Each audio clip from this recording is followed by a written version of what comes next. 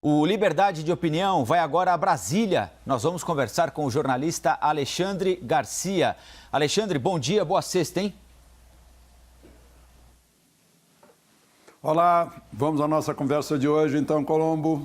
Ontem, aí em Brasília, Alexandre, o ministro Luiz Fux tomou posse como novo presidente do Supremo Tribunal Federal. A vice, pelos próximos 2 anos, será a ministra Rosa Weber.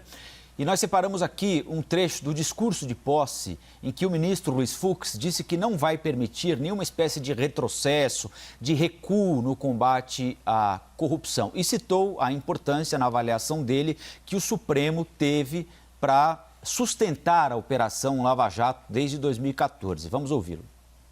Não admitiremos qualquer recuo no enfrentamento da criminalidade organizada, da lavagem de dinheiro e da corrupção. Não permitiremos que se obstruam os avanços que a sociedade brasileira conquistou nos últimos anos, em razão das exitosas operações de combate à corrupção, todas autorizadas pelo Poder Judiciário brasileiro, como ocorreu no Mensalão e com a Operação Lava Jato. Alexandre, houve uma espécie de separação de 2 campos dos ministros do Supremo Tribunal Federal desde o início da Lava Jato, né? Aqueles considerados, não sei se pejorativamente, mas punitivistas, né? E os garantistas. E o ministro Luiz Fux era um daqueles que manifestava posições mais favoráveis a decisões tomadas em Curitiba, depois em instâncias superiores, no âmbito da Operação Lava Jato. Agora, sob a gestão do ministro Luiz Fux, a Lava Jato terá um anteparo maior do que teve até agora, especialmente durante a gestão do ministro Toffoli, aí em Brasília? Eu ouvi todo o discurso ontem do ministro Fux. Isso é produto, sabe de quê? Experiência. Experiência. Ele é o único, pasmem, ele é 1/11 de juiz de direito de carreira do Supremo. Outros, há juízes do trabalho, né? Há promotores, há advogados, mas ele foi advogado, foi promotor em 6 ou 7 comarcas do interior do Fluminense, foi juiz de direito em Duque de Caxias, em Niterói, no Rio de Janeiro, Petrópolis. Tem experiência. Acabou desembargador do Tribunal de Justiça do Rio de Janeiro. Foi indicado por Fernando Henrique para o Superior Tribunal de Justiça. Indicado por Dilma para o Supremo. Então, o ecletismo desse homem é ímpar dentro dos 11 do Supremo, né? E ainda teve tempo para se tornar faixa preta em jiu-jitsu, né? Para compor música na guitarra. Pois é, e esse homem tem experiência de vida, sim, e sabe que tem que combater a corrupção, senão a corrupção acaba com a gente, como a saúva, né? Ou a gente acaba com a saúva, ou a saúva da corrupção acaba com o Brasil. Nós separamos um outro trecho aqui do discurso em que o ministro Fux critica duramente a chamada judicialização da política.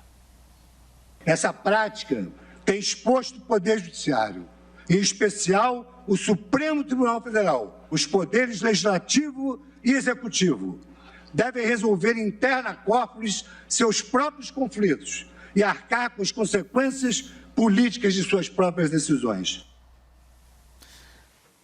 A judicialização da política, outros dizem que a politização da justiça, não é, Alexandre? Outro dia mesmo você lembrou aqui que há muitos partidos políticos que, quando termina uma votação no Congresso Nacional, correm ao Supremo Tribunal para contestar o resultado no Congresso, que não lhes foi favorável ali naquele momento. É possível ajustar esses ponteiros, Alexandre?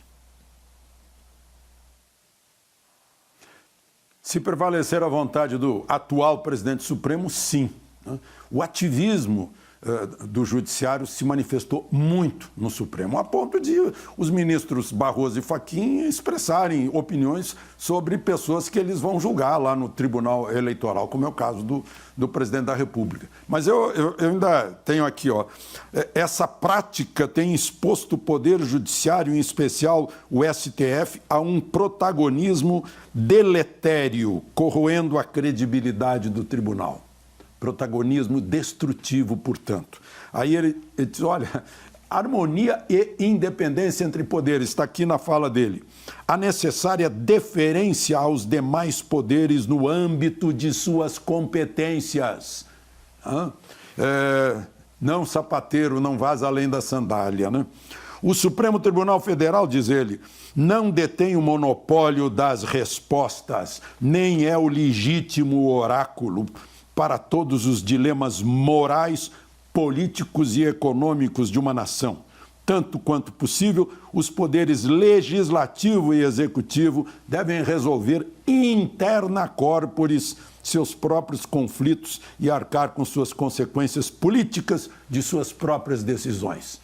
Será que entenderam ou o Fux vai ter que desenhar para alguns ministros da Suprema Corte? Agora, eu não queria deixar passar esse registro de Fux sem falar no ponto altíssimo de emoção desse discurso. Me emocionou também ao ver e ao ouvir, né? Como a gente sabe, a família dele é família de refugiados judeus que saíram da Romênia, que estava tomada pelo Hitler, pelo nazismo, que inclusive teve que ceder soldados para ocupar a União Soviética, né? Vieram para o Brasil.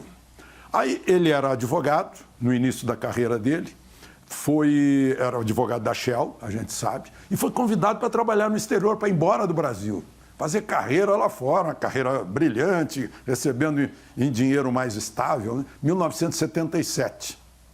Aí ele contou ontem, com lágrimas nos olhos, que o pai dele, o seu Mendel, disse para ele: meu filho, você não vai sair do Brasil.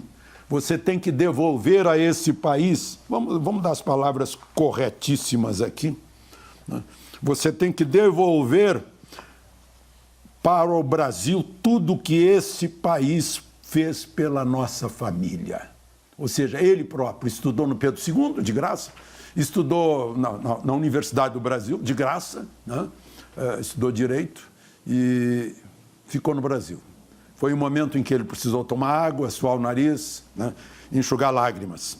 E aí outra coisa que eu queria registrar é que com o crucifixo atrás dele, e está lá no plenário do Supremo, o crucifixo, símbolo cristão, ele diz: eu sei que o Estado é laico, mas, né, concito a todos que lavem as mãos para que seguremos nas mãos de Deus, para que nos conduza ao caminho da luz, do amor, ao bem ao próximo, à divindade da justiça. Que Deus me proteja, e aí disse em hebraico, pegando lá do Antigo Testamento, Baruch Hashem, que Deus seja louvado. Na véspera, ali naquela mesma mesa, o presidente da República, que estava ao lado dele, junto com os presidentes da Câmara e do Senado, na véspera, o presidente da República fez um pedido semelhante com aquele crucifixo ao lado. Peço a Deus que me ilumine quando eu tiver que substituir, que indicar o substituto de Celso de Mello, que está se aposentando. Então, foi um momento de emoções no Estado laico, né? Mas ele fez a ressalva, né? O Estado é laico, mas o coração da gente não.